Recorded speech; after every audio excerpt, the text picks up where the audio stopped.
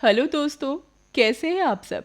हमारी कहानियाँ देखने के लिए हमारे चैनल को सब्सक्राइब करें और हाँ, बेल आइकॉन दबाना मत भूलिएगा।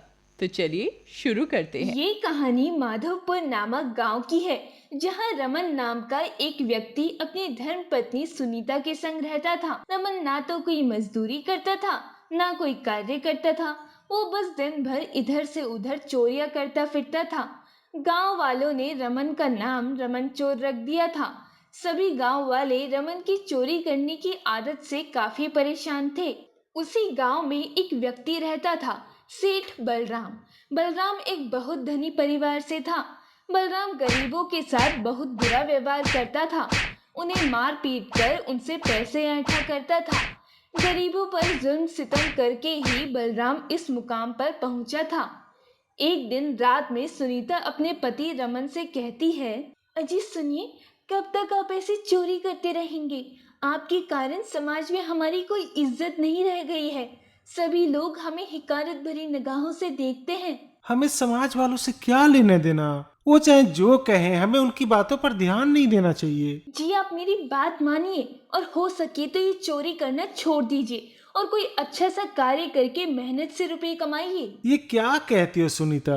मेहनत और मैं ये कभी नहीं हो सकता। जब चोरी करके अपना जीवन अच्छे से चल रहा है तो बेवजह इधर उधर जाकर मजदूरी क्यों करूं?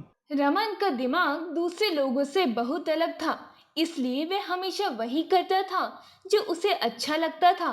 अगर आप मेरी बात नहीं मानेंगे तो मैं आपको हमेशा के लिए छोड़कर चली जाऊंगी। रमन और सुनीता के बीच बहुत बहस होती है और अगले दिन सुनीता रमन का साथ छोड़कर चली जाती है। गांव वाले ये देखकर रमन को काफी खरी खोटी सुनाते हैं, उसे बुरा भला कहते हैं, लेकिन रमन को इस बात की कोई परवाह नहीं होती है। कुछ दिन यूं ही बीत जाते हैं। एक दिन रमन रात को चोरी करके निकलता है। रास्ते से जाते जाते उसे एक घर नजर आता है। रमन उस घर के करीब जाता है। वो घर सेठ बलराम का घर था। अरे ये घर तो काफी आलीशान है। यहाँ से तो मुझे बहुत सारा रुपया मिल जाएगा। रमन चुपके से घर में प्रवेश करता है। बलराम की तिजोरी से रमन ढेर सारा पैसा लेकर भाग जाता है। अगले दिन सुबह जब बलराम को पता चलता है कि उसके घर चोरी हो गई है, तो बलराम सारे गांव वालों को जमा करता है। मेरे घर कल रात किसने चोरी की है?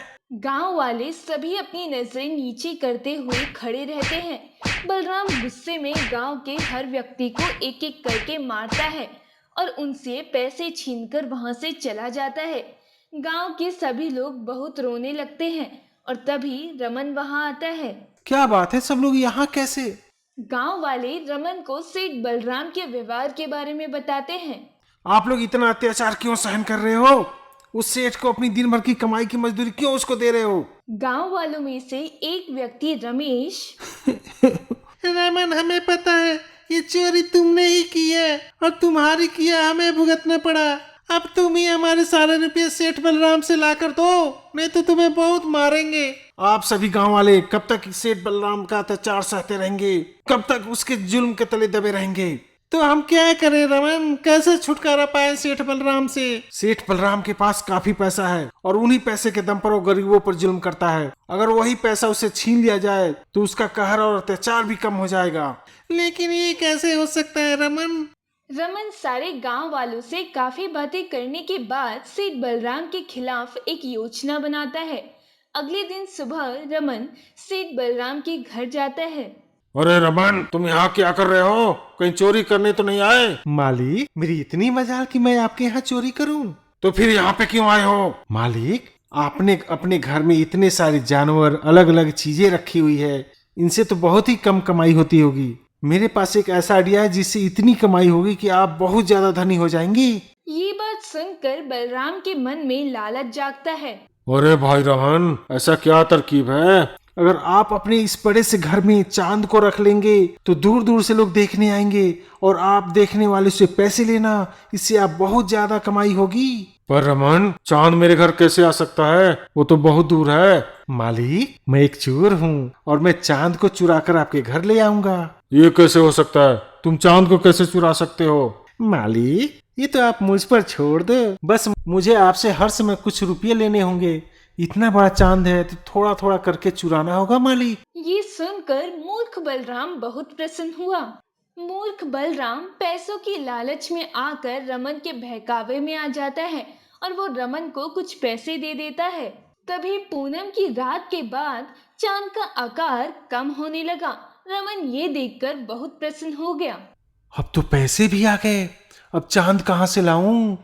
चलो अब तो चांद का आकार भी कम होने लगा है। मैं घर पर ही नकली चांद के टुकड़े बनाकर बलराम को दे देता हूँ। उस मूर्ख को कहाँ पता चलेगा कि मैं उसे नकली चांद दे रहा हूँ। रमन रोज चांद का एक टुकड़ा अपने घर पर बनाता था और बलराम को देता था और बलराम प्रसन्न होकर उसे पैसे दिया करता था। वाह, चांद का आकार तो कम हो गया। रमन सच में चांद को चुरा रहा है। एक दिन ये आसमान का पूरा चांद मेरे घर में होगा। रमन बलराम को यूं ही बेवकूफ बनाता रहता था। यूं ही कहीं दिन बीत जाने के बाद चांद आसमान से गायब हो गया। रमन ये देख अपने घर में नकली चांद बनाता है और बलराम के पास ले जाता है। अरे रमन, तुमने पूरा चांद चुरा लाए। हाँ मालिक, ये देखिए आसमान में चांद नहीं है, मैंने पूरा चांद चुरा लिया। लाओ रमन, ये चांद मुझे दे दो। नहीं मालिक, पहले आपको इसके अच्छे पैसे देने होंगे, तब आपको ये चांद दूंगा। रमन, मेरे पास जितना पैसा था मैंने सब तुम्हें दे दिया, अब ये सिर्फ घर ही मेरे नाम बचा है। बलराम अपने घर के कागज रमन के नाम करके रमन को अपनी आखिरी संपत्ति भी दे देता है। उसके बाद रमन बलराम की सारी संपत्ति का मालिक बन जाता है। थोड़े दिन बाद अचानक आसमान से चांद निकल आता है। बलराम ये देखकर आग बबूला हो जाता है। रमन ने मुझे बेवकूफ बनाया है और नकली चांद बेचकर मेरी सारी संपत्ति हड़प ली। बलराम सभी गांव वालों को जमा करता है, पर कोई बलराम की एक नहीं सुनता। ये देखकर बलराम उस गांव से हमेशा के लिए चला जाता है। रमन का जीवन उस दिन से बदल गया था। रमन ने चोरी चपाटी छोड़कर अच्छा कार्य करना शुरू कर दिया था।